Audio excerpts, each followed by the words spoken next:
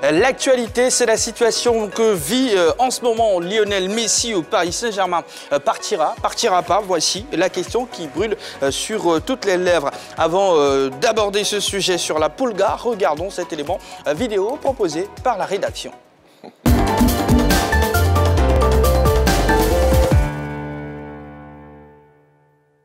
Et oui, et nous sommes en France pour notre actu de ce soir. Hué par les supporters, Messi doit-il quitter le Paris Saint-Germain en fin de saison? Réagissez en direct en nous appelant au plus 225 27 21 59 93 99 et bien sur la page Facebook de la 3 comme Michel Akoué qui écrit ceci. Oui, très vite. Le PSG n'est pas un club de projet. Ils ne connaissent pas la valeur des joueurs. D'après eux, les supporters d'abord, avant les joueurs, qu'ils donnent les maillots aux supporters pour jouer, bref, la Ligue des Champions qu'ils oublient, ne la gagneront jamais. C'est un peu fort, Michael Akoué. Alphonse Digra, il écrit ceci. En réalité, seul Léo est venu au Paris Saint-Germain. Messi, lui, est resté à Barcelone. Par conséquent, ses coéquipiers actuels estiment ne pas être ses disciples et ne se mettent ni à sa disposition, ni à son service dans le jeu, comme en Catalogne. Et le comble, il est hué par les supporters. Donc, oui, en fin de saison, Léo doit quitter Paris et rejoindre Messi au Barça pour le bonheur des Catalans. C'est la réaction d'Alphonse Digra. Messieurs, vous, en plateau, la question LGT est posée, huée par les supporters. Messi doit-il quitter le Paris Saint-Germain en fin de saison? Utilisez des ardoises, répondez par oui ou par non. Et derrière, on prendra vos arguments. Mon oui d'hier ne s'est pas effacé en fait. Ah d'accord, on le conserve donc. Oui pour Roger, oui pour Begré, oui pour Henri-Joël Bois. Nous partons en bateau avant de revenir ici à Abidjan pour vos avis, messieurs, en plateau. Monsieur Kofi Mathieu, bonsoir. Vous nous appelez de Mbato? Oui, bonsoir, le tout-puissant Jean-Baptiste. Fidèle parmi les fidèles. Bonsoir, monsieur Kofi Mathieu. Oui, bonsoir une fois encore. Je salue tout le monde sur le plateau. Bonsoir, Kofi. Comment ça va du côté de Mbato, monsieur Kofi Mathieu? Ça va bien. Ces derniers temps, j'ai eu quelques difficultés à vous avoir, mais à part ça, ça va. Oula, la liaison est parfois... saturée. Oui, saturée, capricieuse, mais bon. C'est ça. Vous êtes là aujourd'hui, nous sommes très contents. Merci beaucoup. Allez, quel est votre avis? Bon, moi, je crois que il faut qu'il parte. Ok. Ouais, parce que quand il commence à être hué, quand il venait, il est venu en grande pompe. C'est ça. On se rappelle, Je me rappelle de ce jour où on le présentait au stade, mais c'est comme la finale de la Ligue des Champions que Paris était en train de jouer. Bon, aujourd'hui, si les mêmes supporters commencent à te huer, je crois que... Le message est clair. Oui, la petite honte vaut mieux que la grande. Ok. Donc, je souhaite qu'à la fin de son contrat, il parte quelque part. Lui-même, il commence à prendre de l'âge. Okay. Qu'il parte dans un championnat où il n'y a pas trop d'exigences, comme Ronaldo l'a fait là. Voilà. Et puis, ça sera mieux pour lui. D'accord, c'est noté, monsieur Kofi. Merci beaucoup. Merci à vous aussi, et puis bonne émission. Merci. Merci pour votre participation. Begré Yago, c'est oui pour vous, dites-nous tout. Je veux d'abord, Messi, c'est le football. Mais je dis, il y a une réalité aujourd'hui, quand il y a un désamour, vaut mieux prendre cette bagage et partir. Donc Messi était venu non pas pour gagner le championnat, mais pour gagner la Ligue des Champions. On voit que depuis 2 ans, rien n'avance. Tous les mêmes échecs et les supporters en ont marre pour ce salaire astronomique qu'il gagne au PSG. Donc aujourd'hui, Messi est hué par les supporters. C'est aussi son attitude. Il n'a jamais eu cette fusion là avec les supporters parisiens. Je pense qu'aujourd'hui, ils en ont assez de ce Messi qui marche, qui est extraordinaire avec l'Argentine, mais avec le PSG qui marche sur le terrain, qui n'est pas impliqué. Et pour moi, je peux comprendre cela. C'est vrai, hué par les supporters. Ça fait partie du football, mais j'ai dit hué Messi. C'est hué le football quand même. D'accord, mais quelqu'un disait que Messi a toujours marché. Non, je veux dire, aujourd'hui, il y a une réalité, c'est vrai, il a toujours marché, mais il faisait gagner le Barça parce qu'autour de lui, il y avait cette alchimie, cette complicité, cet équilibre extraordinaire. Aujourd'hui, c'est plus ce Messi de 25 ans, de choses. Aujourd'hui, c'est un Messi de 33 ans, 34 ans, 35 ans. C'est plus la même chose. Aujourd'hui, il n'est pas à Barcelone, il est au PSG. Il doit s'impliquer, il doit s'investir. Et ce monsieur-là qui a gagné cette ballon d'or n'a plus cette force-là, n'a plus ce pouvoir-là. Et pour moi, il est temps de partir. D'accord. Monsieur Yoboué, bonsoir et bienvenue. Vous nous appelez de la Riviera Palmeraie. Oui, bonsoir, monsieur. Allez, bienvenue sur la 3. Merci. Monsieur Yoboué, c'est à vous de jouer, vous avez le ballon. Ok. selon moi, Messi doit partir du PSG parce qu'il n'a plus sa place là-bas. Il n'a plus? Je crois qu'il n'a plus sa place au PSG. Je crois bien qu'à le PSG, ça a été une erreur de sa part même. Parce que au PSG, nous savons tous que Mbappé est préféré par rapport à Messi, vu que Mbappé, c'est un jeune joueur. Messi, lui, il a déjà prouvé ce qu'il avait approuvé dans les années passées. Donc, actuellement, Messi, lui, c'est une figure qui permet de vendre. Sinon, ce n'est pas un gars qui peut jouer au foot comme il avait 20 ans. Ok. Donc, c'était mon avis. D'accord. Et votre avis est bien noté, M. Yoboué. Merci beaucoup pour votre participation. Ok, merci. Hué par les supporters, Messi doit-il quitter le Paris Saint-Germain en fin de saison? C'est notre question LGT, c'est la grande question de ce soir. Henri-Joël Bois, c'est à vous. J'ai mis oui parce qu'on ne hue pas Messi. Voilà, on ne doit pas huer Messi. Aujourd'hui, quand on parle de foot, de l'histoire du football, on ne peut pas parler de cette histoire-là sans évoquer le nom de Lionel Messi.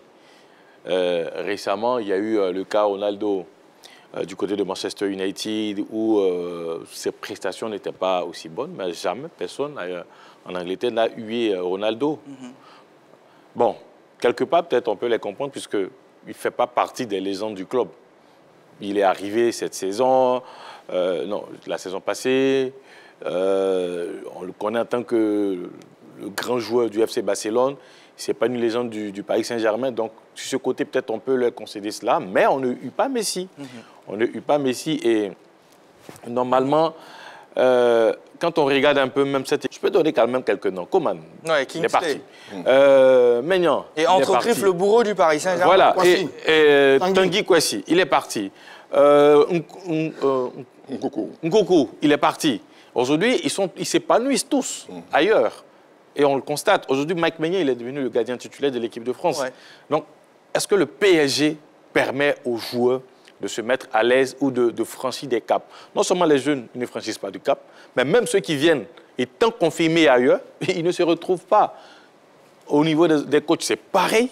Au niveau des joueurs, c'est pareil. Donc, rien ne change. Donc, c'est pour ça que moi, j'ai mis oui. Ouais. Parce qu'on ne hue pas Messi. Et derrière, le PSG, par exemple, ne permet pas aux joueurs non seulement de s'affirmer, mais de franchir des caps quand ils sont encore plus jeunes. C'est entendu. Monsieur Amani, Pascal nous appelle de Daoukro. Bonsoir, monsieur Amani, c'est dans le Ifou, c'est ça, Daoukro? Oui, c'est ça, c'est dans le Ifou. C'est ça.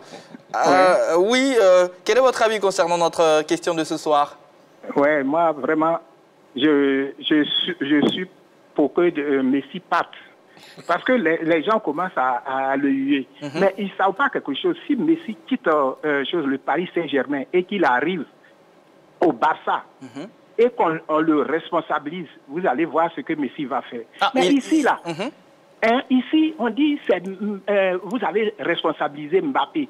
Donc Mbappé n'a qu'à prendre le devant. Sinon, si vous responsabilisez Messi, vous verrez que Messi va prendre les choses en main. Messi va faire le jeu qu'il faisait à Barcelone. Il peut prendre le ballon, dribbler, aller faire du n'importe quoi. Mais quand vous dites, même s'il fait haut, on dit c'est Mbappé. Il fait ça haut, on dit c'est Mbappé. Oui. Donc, Mbappé n'a qu'à faire. Messi n'a qu'à retourner au Barça. Vous verrez ce qu'il va faire là-bas. Les gens disent que les autres jouent pour lui. Mais au Barça, Messi, des fois, il prend le ballon depuis le milieu, dribble pour aller marquer. Mais pourquoi au Paris Saint-Germain, il ne fait pas ça? C'est parce qu'on ne le responsabilise pas, parce qu'on ne compte même pas sur lui. Tout ce qu'il va faire, c'est du Mbappé. Donc, bon, moi, je veux qu'il quitte, et puis Mbappé va prendre le Paris Saint-Germain pour l'amener, comme on appelle, à la finale de la Ligue des Champions. Merci. C'est entendu. Merci beaucoup, monsieur Amani Pascal. Roger Stéphane? Oui, la question est difficile parce que le sujet Messi passionne énormément. Mais est-ce qu'il doit quitter le Paris Saint-Germain? Oui, j'ai dit oui. Parce que nous étions nombreux à croire que Messi aurait eu des difficultés dans un autre pays, dans un autre club, dans un autre environnement, avec d'autres coéquipiers et un autre public. On y avait cru et malheureusement et fatalement, les faits nous donnent raison. Ça a mis du temps avec la sélection de l'Argentine, mais là, avec le Paris Saint-Germain, ça ne passe pas du tout. Les raisons de la dégradation, élimination en Ligue des Champions. Son rendement est jugé insuffisant au Paris Saint-Germain. Il fait très peu d'efforts sur le terrain. Il a quelques entraînements qui ont été zappés sans motif valable. il n'y a toujours pas de bon rapport entre lui et les supporters. On parle également de raisons familiales. Son père qui souhaiterait qu'il retourne au Barça et sa famille qui, semble-t-il, ne s'est pas bien adaptée en France, etc. etc. L'autre raison, c'est qu'il a 35 ans. À 35 ans, il ne peut plus faire du Messi de 22, 26, 27 ans. Ce n'est plus possible. Je veux dire, pour faire ça, il faut qu'on joue comme l'Argentine. Il y a des ouvriers autour de lui, des adorateurs autour de lui, et puis ils font tout, lui, il fait le reste. Mais il ne peut pas avoir ça au Paris Saint-Germain, ni d'un autre club, peut-être en dehors du Barça. Et puis le dernier élément, c'est qu'il n'est pas la star du club. C'est ce que disait celui qui vient d'appeler. Et c'est dangereux pour un gars comme Messi. Messi a toujours tiré la lumière. Il a toujours été le roi. Voilà. Là, il n'est plus le roi. Ouais. Et d'ailleurs, en donnant le brassard des capitaines à Kylian Mbappé en équipe de France, on n'a fait que renforcer la puissance et le pouvoir de Kylian Mbappé. Mais forcément, ça va déranger un immense joueur comme Lionel Messi.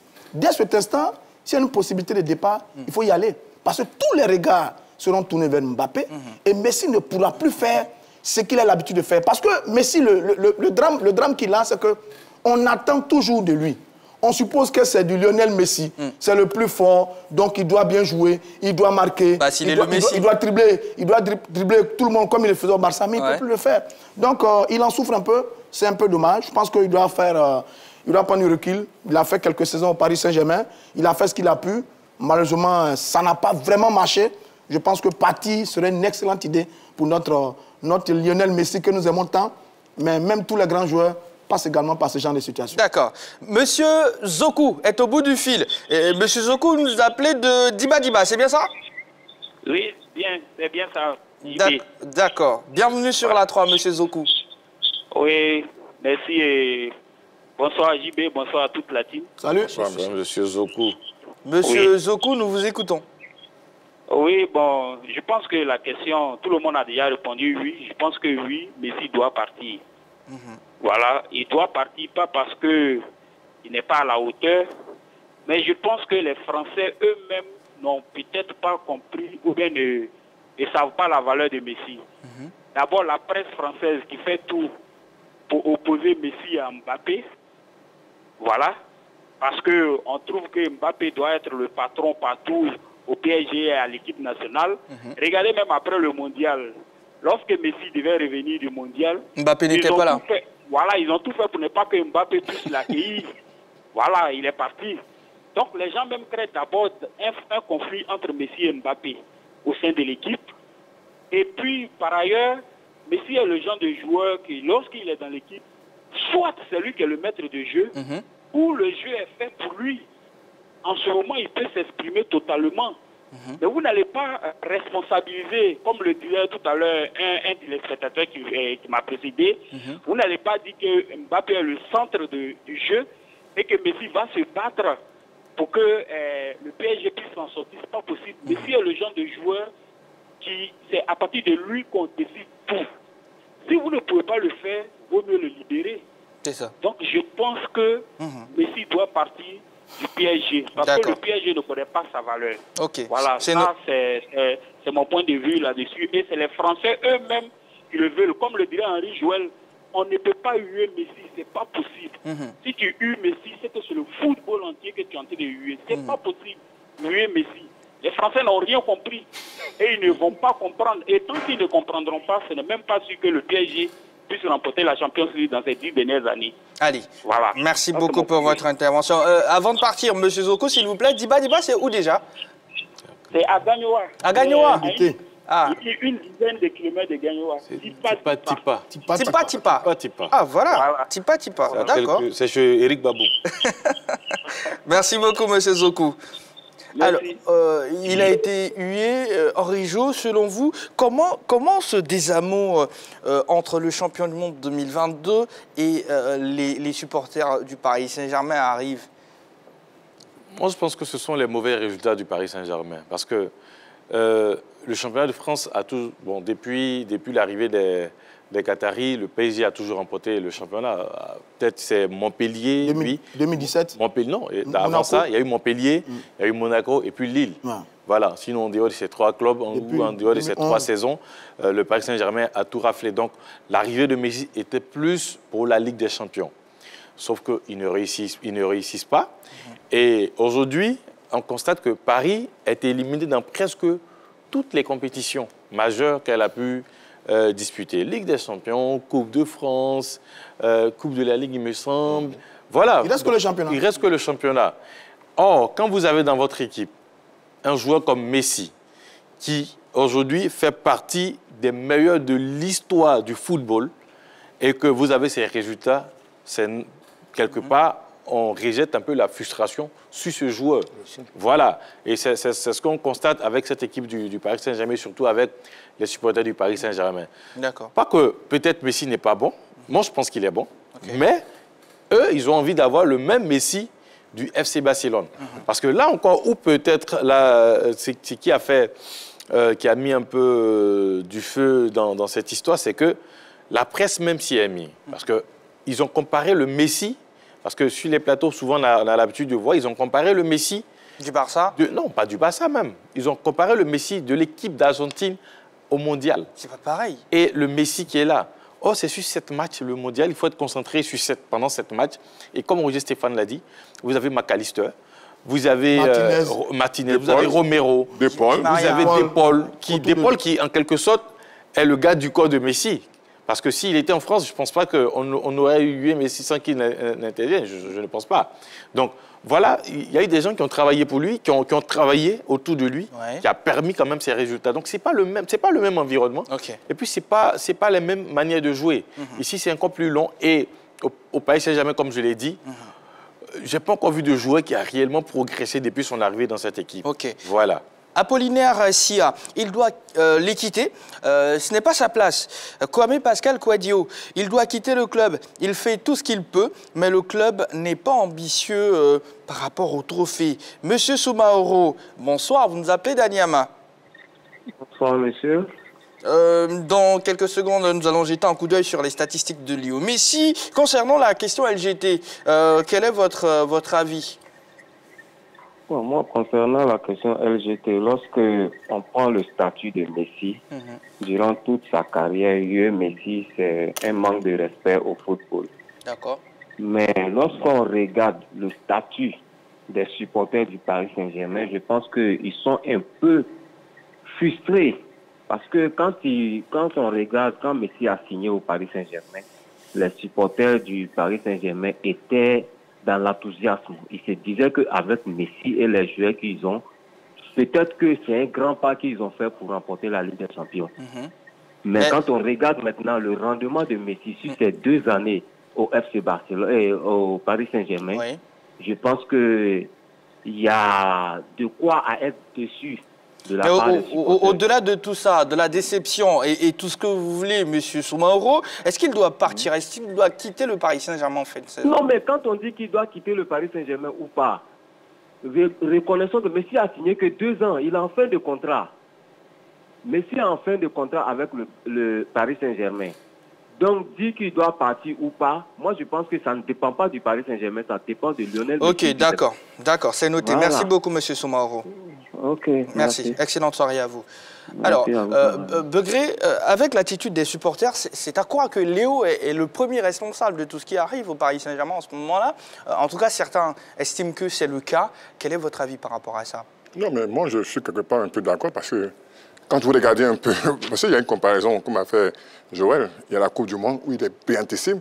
Donc, les gens se disent, mais ce Messi-là, ici, il n'est pas aussi à ce meilleur niveau, mais regarde ce qu'il fait à l'Argentine. Donc, il y a une comparaison qui amène cette frustration, ce désaveu, ce désamour avec les supporters.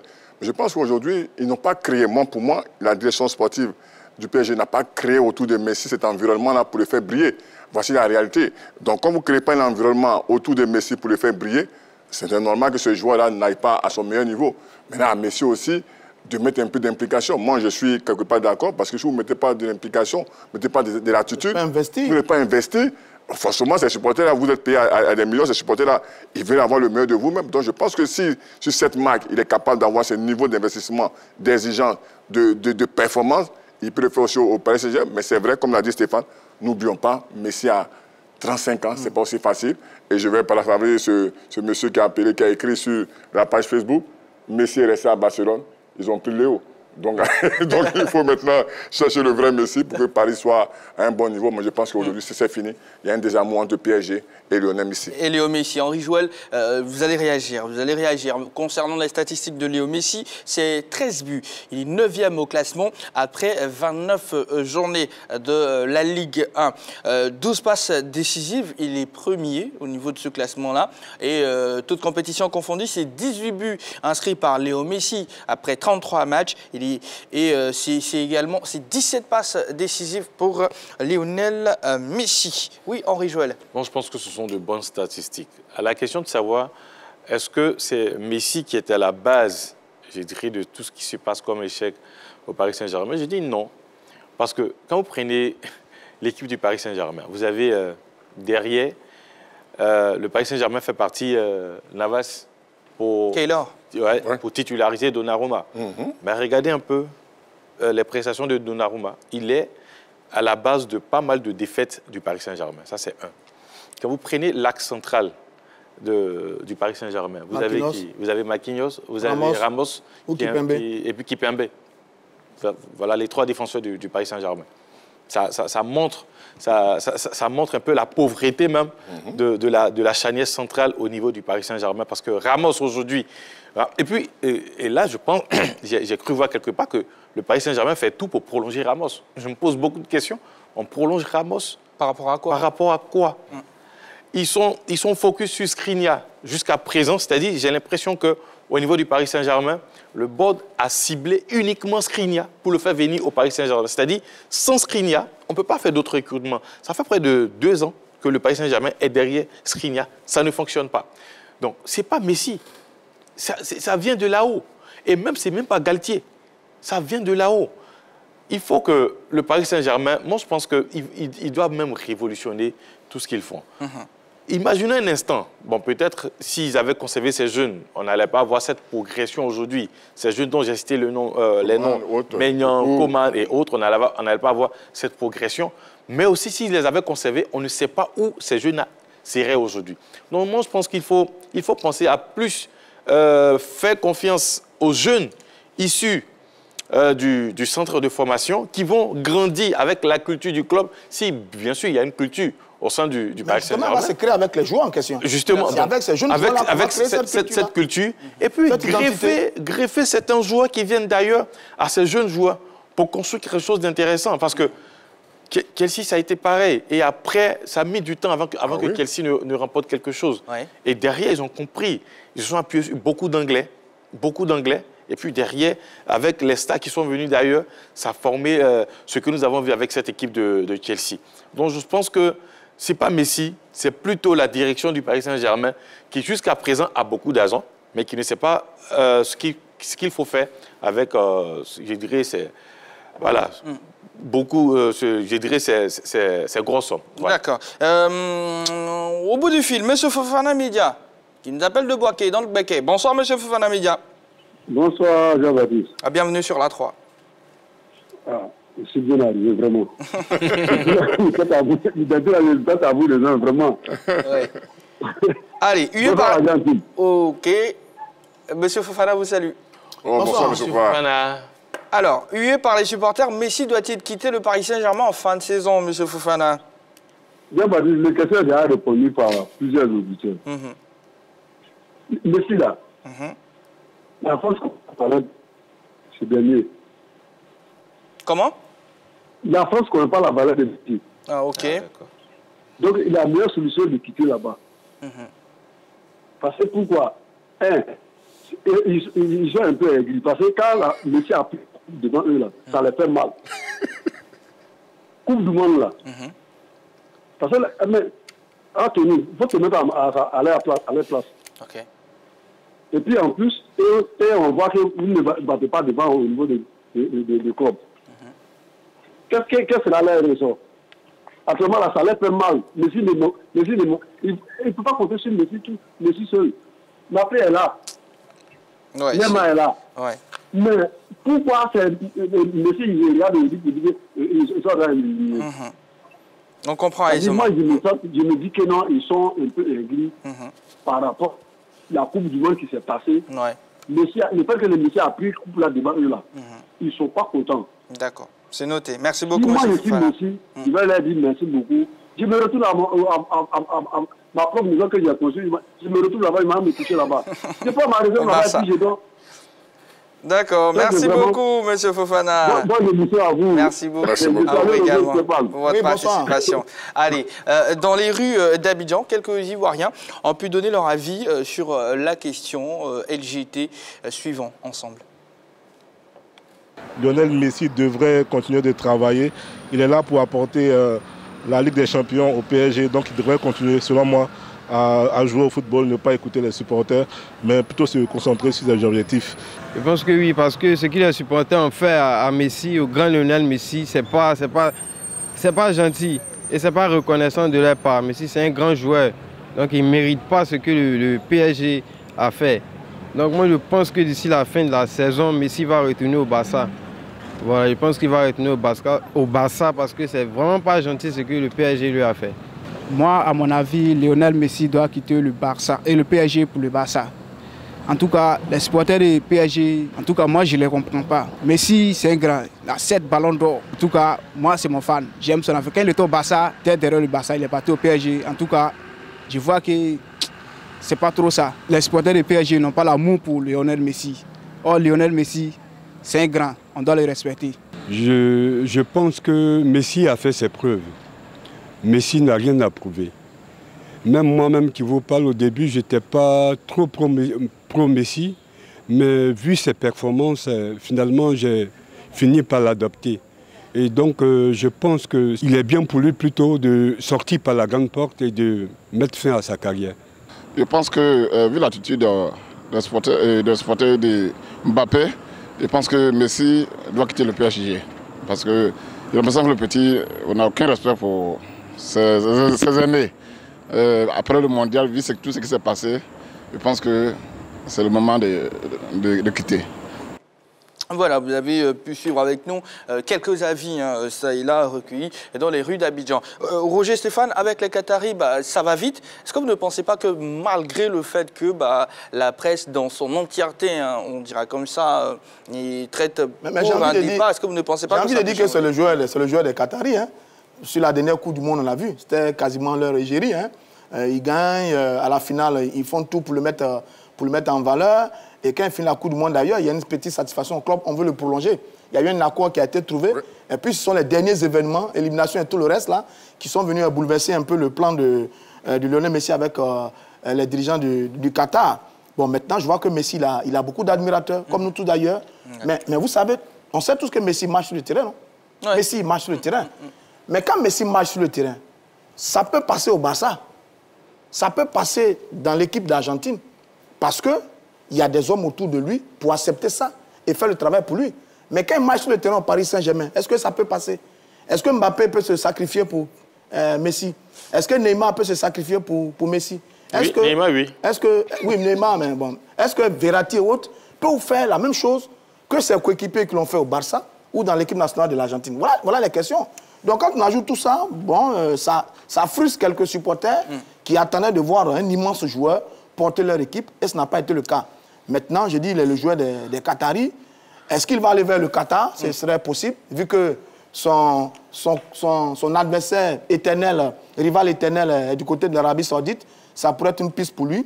Est-ce qu'il va retourner en Argentine, chez lui enfin, pour terminer tranquillement sa carrière, vu qu'il est beaucoup à durer là-bas avec la dernière Coupe du Monde remportée, ou alors est-ce qu'il va retourner dans son ancien club au Barça? Ce sont des interrogations, mais comme dit tout le monde... Ou à l'Africa bon, à l'Africa, c'est pas trop sûr. À la SEC non plus. Ouais. Mais je pense que, comme dit tout le monde, il faut évidemment quitter le Paris Saint-Germain. D'accord. Et je me tournerai vers vous juste après cette information. Selon les révélations sur Twitter du journaliste Fabrizio Romano, un club saoudien, Al-Hilal, aimerait s'attacher des services de Lionel Messi à la fin de la saison. Al-Hilal pour concurrencer la formation d'Al-Nasr qui compte Cristiano Ronaldo dans ses rangs, a proposé au champion du monde 2022 un contrat en or en signant en Arabie Saoudite. Le septuple Ballon d'Or pourrait toucher près de 400 millions d'euros annuels. Les Qataris ne vont jamais accepter. Pour vous, quelle serait la meilleure destination pour Léo Messi? 400 millions. Oh. Non, mais c'est difficile. Le Qatar ne peut pas se C'est la meilleure destination, 400 millions d'euros.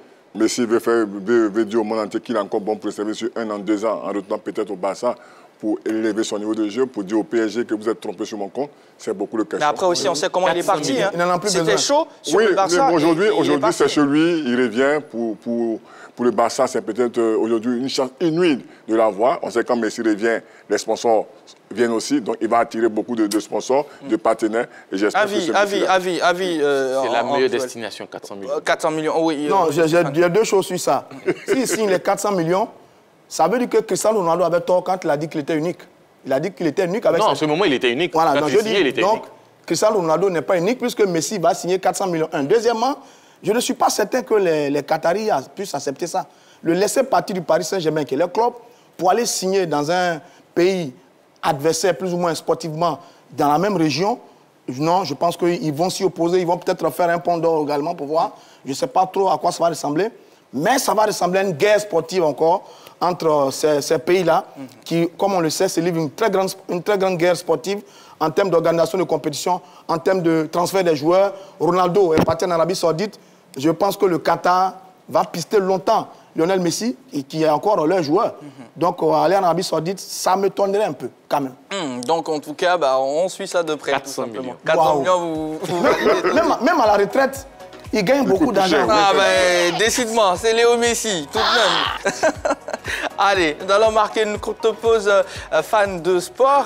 Restez sur la 3, vous le savez, la SEC Mimosa a pu composter son ticket pour les quarts de finale de la Coupe CAF. On en parlera, bien sûr. Et vous le savez, le tirage au sort aura lieu ce mercredi 5 avril.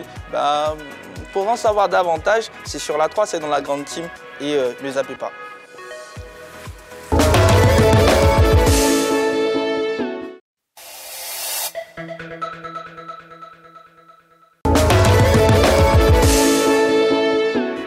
Le tirage au sort des quarts de finale de la Coupe de la Confédération aura lieu ce mercredi 5 avril au siège de la CAF au Caire.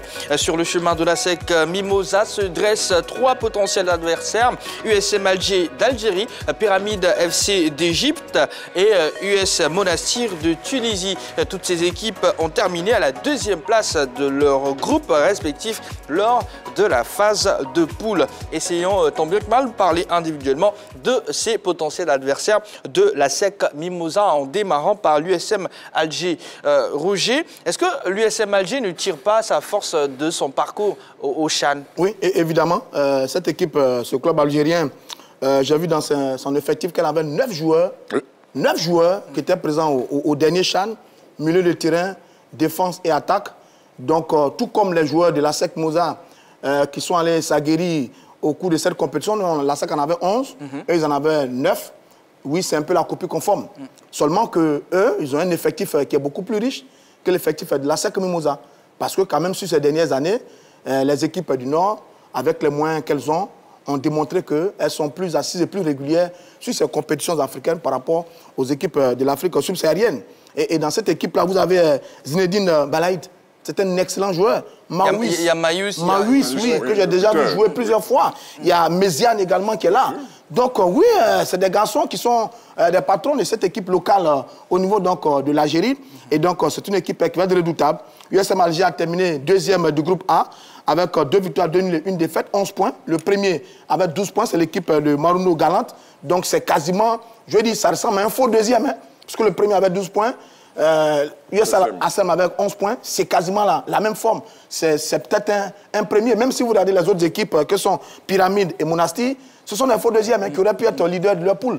Donc oui, c'est un adversaire redoutable. Un deuxième à 13 points, voilà, par exemple. Par exemple, quand vous prenez Monastir à 13 points, deuxième, et puis Young African 13 points premier. Donc c'est quasiment copie conforme. Donc attention, USM Alger, c'est vraiment un redoutable adversaire. J'ai un peu peur pour la SEC Mimosa, parce que les équipes du Nord sont redoutables, elles jouent bien, elles ont de la qualité, elles ont des grands moyens, elles sont habituées à ce type de compétition, elles sont plus régulières. Elle est 3e, je crois, Pyramide est 3e en championnat, le championnat actuel égyptien.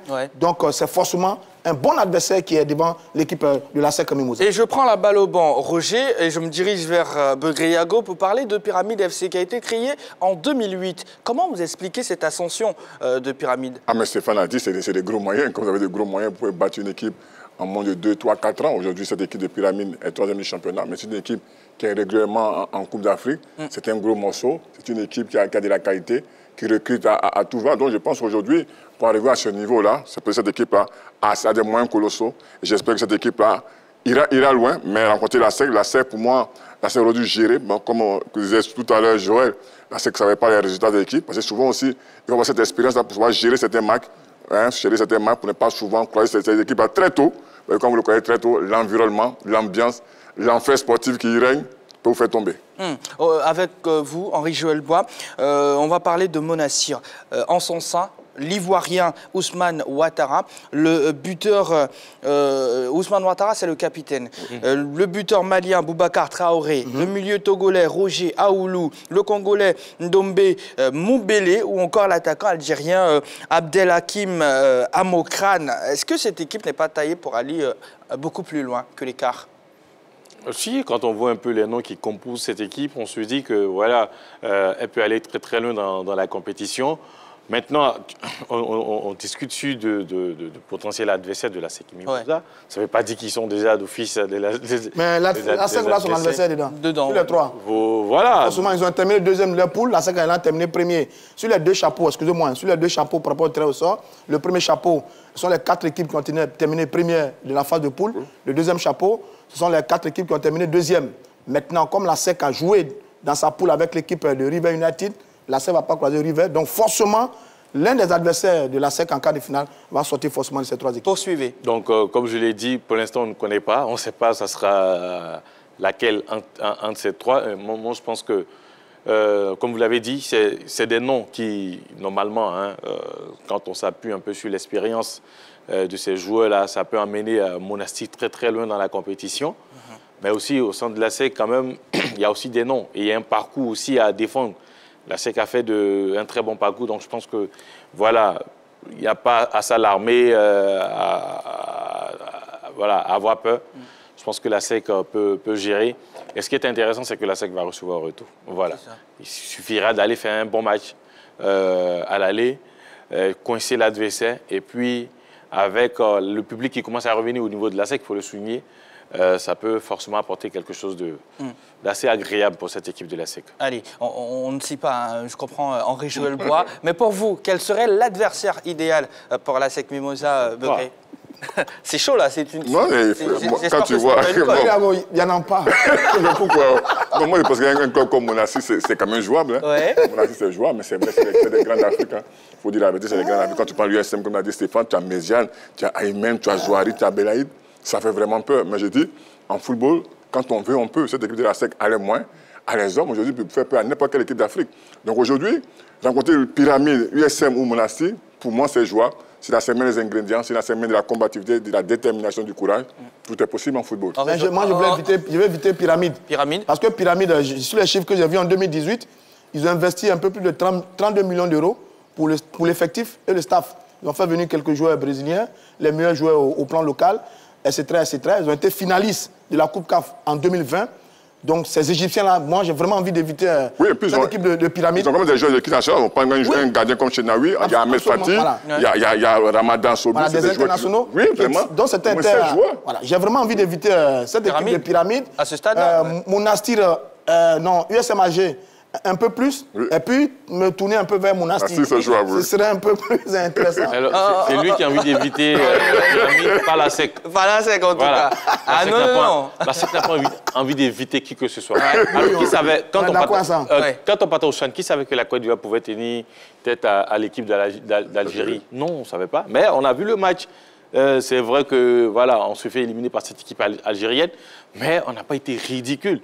Vous savez, c'est deux matchs. Il faut bien gérer le match aller et puis essayer d'assurer au match retour. Donc je pense qu'avec beaucoup de concentration, et surtout la SEC qui est en train de monter en puissance, avec beaucoup de concentration, on peut passer n'importe laquelle de ces trois équipes-là. Attention, le mauvais souvenir que j'ai également, c'est que l'année dernière, lors de la dernière journée de la phase de poule, Berkane, on avait 7 points. On avait 7 points. Berkane et Simba avaient 9 points. Donc on était en déplacement du côté de Berkane.